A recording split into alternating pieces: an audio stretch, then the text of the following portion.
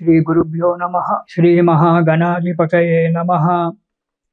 ఇక కుంభరాశి వారికి, ఈ రాశి వారికి ఈ నెలలో ఆరోగ్యం మంచిగా ఉంటుంది, చిలాకీగా ఉంటారు, బంధుమిత్రులతో కలిసిమెలిసి ఉంటారు, చీబాట్లు తింటారు, పోట్లాడతారు. ఉద్యోగ వ్యాపారాల్లో అభివృద్ధి సాధించడం జరుగుతూ ఉంటుంది. నూతనమైనటువంటి కొత్త కొత్త పనులకు శ్రీకారం చుట్టడం కూడా జరుగుతుంది. సంఘంలో విలువలు పెరుగుతూ ఉంటాయి, కానీ కొంత కోపం పెరుగుతూ ఉంటుంది. కోపంతో పాటు సోమరితనం కూడా పెరుగుతూ ఉంటుంది. ఈ రెండు దగ్గరికి రానివద్దు. దానివలన కార్య నష్టము, ధన నష్టము రెండు కూడా జరుగుతాయి. మీరు ఈ కుంభరాశి వారు మధ్యవర్తిత్వం చేయకండి, మీడియేటర్గా ఎక్కడ కూడా మీరు ప్రవర్తించకండి. దానివల్ల లేనిపోని ఆపదలు తెచ్చుకోవడం జరుగుతుంది. కాబట్టి మీన కుంభరాశి వారు మీడియేటర్గా ఎక్కడ కూడా అనవసర ఆలోచన చేయకుండా, స్నేహితుడే కదా, బంధువే కదా అని చెప్పి సంతకాలు చేసి మీరు ఇబ్బందులు తెచ్చుకోకండి, మీడియేటర్గా ఉండకండి. ఏదో ఉపాయం చేత కంచి తప్పించుకోవడానికి ప్రయత్నం చేయండి. ఇది మీకు సుఖాన్ని చేకూరుస్తుంది. ఇక 1వ వారం గనక చూసుకున్నట్టయితే, సదా విచారము, ఎప్పుడు విచారంగా ఏదో కోల్పోయినట్టుగా మనశ్శాంతిగా లేకుండా మౌనంగా ఎక్కడో మూల కూర్చోవడం అనేటువంటిది జరుగుతూ ఉంటుంది.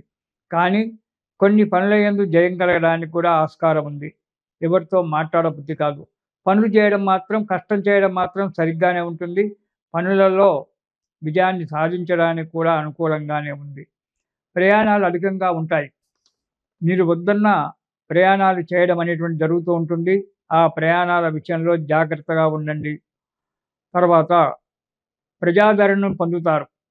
ప్రజల చేత ప్రతి విషయం నందు మంచి ప్రేమతో, ఆనందంతో ప్రజలు మీతో స్నేహితం చేయడానికి ముందుకొస్తారు. కానీ స్నేహితం చేసేటప్పుడు చాలా జాగ్రత్త అవసరం. ఇక 2వ వారం గనుక చూసినట్టయితే, ఇంటిలో భార్యాబిడ్డలతో పోట్లాటలు కావడము, కొద్దిగా ధన నష్టం కావడం అనేటువంటిది ఏర్పడటానికి ఆస్కారం ఉంది. భార్యాబిడ్డలతో పోట్లాటలు జరుగుతుంటాయి, అవి పోతుంటాయి. అది గర్గరికి కానీ, ఇంట్లో భార్యాబిడ్డతో కానీ, పిల్లలతో కానీ ఏదో చిన్న చిన్న పోట్లాటలు వస్తుంటాయి, పోతుంటాయి.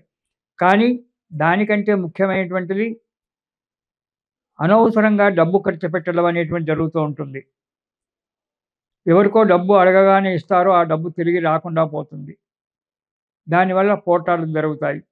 అందుగురించి లావాదేవీల విషయంలో అక్కడ బంధువులు, మిత్రులు అనేటువంటివి చూడకండి. దానికి తగినటువంటి ఒక ఆధారాలతో మాత్రమే డబ్బు సహాయం చేయండి. ఆ డబ్బును తిరిగి పొందేటువంటి ఒక ఆస్కారాన్ని పొందండి. దానివల్ల ధన నష్టం పోవడము, డబ్బు నష్టపోవడం అనేటువంటి జరుగుతూ ఉంటుంది.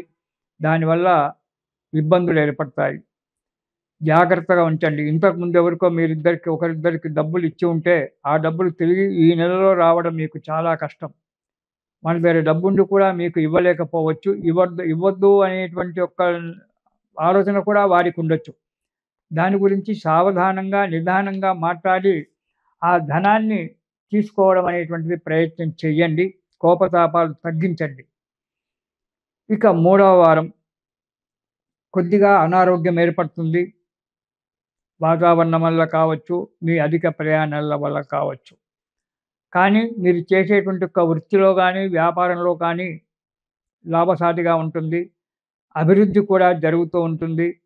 చేసే ప్రతి పనిలో కూడా అడుగు ముందుకు పడి అభివృద్ధి కనిపిస్తారు. ప్రతి వ్యక్తి చేత మంచి అనిపించుకుంటారు, మంచి చేస్తారు. మంచి పనులు చేయడానికి కూడా, అంటే 10 మందికి ఉపయోగకరంగా ఉండబడేటువంటి పనులలో మీరు అడుగు ముందు వేయడానికి ఆస్కారం ఉంటుంది, చేస్తారు. దానివల్ల కొత్త వారితో మంచి పరిచయాలు ఏర్పడి మీకు అన్ని విధాలా ఆనందంగా, సంతోషంగా ఉండడానికి ఆస్కారం ఏర్పడుతుంది. ఇక 4వ వారం గనక చూసుకున్నట్టయితే, ఇంటి వారితో కావచ్చు, లేదా ఇరుగు పొరుగు కుటుంబాల వారి చేతే కావచ్చు, పోట్లాటలు కావడానికి ఆస్కారం ఉంది. మాట్లాడేటప్పుడు తగు జాగ్రత్తగా ఉండండి. రాబడి బాగానే ఉంటుంది. కానీ అనవసరమైన ఖర్చులు దాపురిస్తాయి. దానివల్ల డబ్బు ధన వ్యయం ఎక్కువవుతుంది. సంపాదన కంటే కూడా ఒక్కొక్కసారి ధన వ్యయం పెరిగిపోవడానికి ఆస్కారం ఉంటుంది. తగు జాగ్రత్తగా ఉండండి డబ్బు ఖర్చు పెట్టే విషయంలో. ఎలాంటి మీరు ఆలోచన చేయకుండా డబ్బును ఖర్చు పెట్టినట్టయితే దానివల్ల ఇబ్బందులు పడడానికి ఉంటుంది. కాబట్టి ఆ ఇబ్బందులను నుంచి దూరం జరగడానికి ఆలోచించి డబ్బు ఖర్చు చేయండి. ఇబ్బందుల పాల్పడకండి. లావాదేవీల విషయంలో చాలా జాగ్రత్తగా ఉండండి. మాట్లాడే విషయంలో జాగ్రత్తగా ఉండండి. ఇలా ఉన్నట్టయితే మీకు అన్ని విధాలుగా ఉంటుంది. కొద్దిగా ఆరోగ్యం దెబ్బతింటుంది. దాని గురించి డాక్టర్ల వల్ల తగిన సలహాలు తీసుకొని మందులు వాడినట్టయితే, ఔషధాలు వాడినట్టయితే ఆరోగ్యం కూడా బాగుపడుతుంటుంది. మీరు ఈ నెలలో ప్రతిరోజు నియమపూర్వకంగా శని స్తోత్రము, శివ స్తోత్రము 2 పారాయణం చేయండి.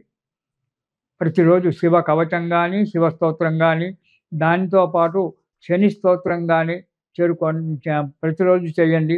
రోజొక 15 నిమిషాలు ఆ భగవంతుని కేటాయించండి. దానివల్ల మీకు ఈ ఇబ్బందులన్నీ కూడా తొలగి సుఖంగా, సంతోషంగా కాలం గడుపుతారు. చాలామంది అంటే మీతో పాటు నేను, నాతో పాటు మీరు పనులు కాలేదు, పనులు కావడం లేదు అనేటువంటి ఒక బాధలో ఉంటాం. ఉద్యోగస్తులు చాలామంది ఉన్నారు. మంచిగా చదువుకున్నటువంటి ఒక యువకులు చాలామంది ఉన్నారు.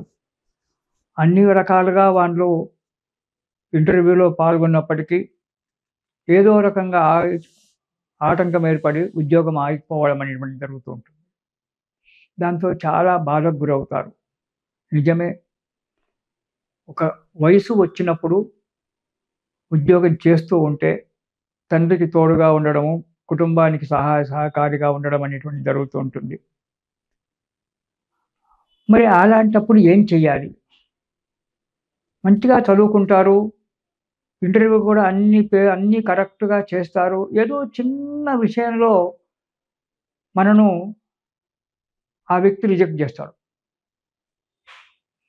ఏ కార్యక్రమానికి ముందు అడుగులేసినా కార్యక్రమం జరగదు. ఆటంకాలు ఏర్పడుతుంటాయి. మరి ఇలాంటప్పుడు ఎట్లా? దానికి ఏం చేస్తే బాగా ఉంటుంది అనేటువంటి ఒక ఆలోచన వస్తుంది. 10 మంది జాతకవేత్తల దగ్గరికి వెళ్తుంటారు. ఒక్కొక్కరు ఒక్కొక్క రకంగా చెప్తుంటారు. ఇది చేయండి, అది చేయండి అని. కొందరు చిన్న చిన్న సలహాలు చెప్తారు.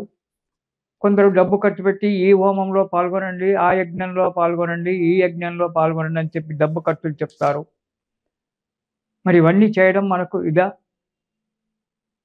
చెయ్యాలి. దైవ కార్యక్రమాలు చెయ్యాలి.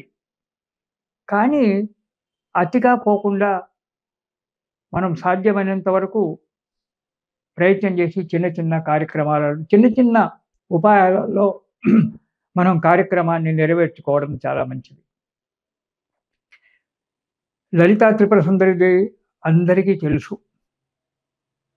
ఆమె మహా త్రిపుర సుందరి. ఆమె దగ్గర రాజమాతంగిని దేవి ఉంది. ఆమెనే రాజశ్యామల, రాజశ్యామలనే రాజమాతంగిని. ఆ రాజమాతంగిని దేవి ఉంది. ఆమెకు మంత్రిని, మంచి సలహాలు ఇచ్చేటువంటి ఒక రాజమాతంగిని దేవి. ఆమెనే రాజశ్యామల అని కూడా అంటాం. ఈ రాజమాతంగిని దేవిని గనక మనం ప్రతిరోజు ఆమెను కీర్తించినట్టయితే, లేదా ఆమె యొక్క నామాన్ని స్మరణ చేసినట్టయితే ఎంతో ఫలితం కలుగుతుంది. చిన్న మంత్రం, ఓం శ్రీం రాజమాతంగిని శీఘ్రం కార్యసిద్ధిం కురు స్వాహ. ఓం శ్రీం రాజమాతంగిని శీఘ్రం కార్యసిద్ధిం కురు స్వాహ. ఈ మంత్రాన్ని గనక ప్రతిరోజు 108 సార్లు, అంటే ఒక మాల, జపమాలలో ఒక మాల 108 సార్లు జపం చేసినట్టయితే ఉద్యోగం రాని వారికి ఉద్యోగం రావడము, అనుకున్న చోటికి బదిలీ కావడము, చేసే కార్యక్రమంలో చక్కగా నెరవేరడము జరుగుతూ ఉంటుంది. సుఖంగా, సంతోషంగా ఉంటారు. తిరిగి మనము వచ్చే నెలలో, అంటే 2026 జనవరి నెలలో మనం కలుసుకుందాము. అంతవరకు శుభం.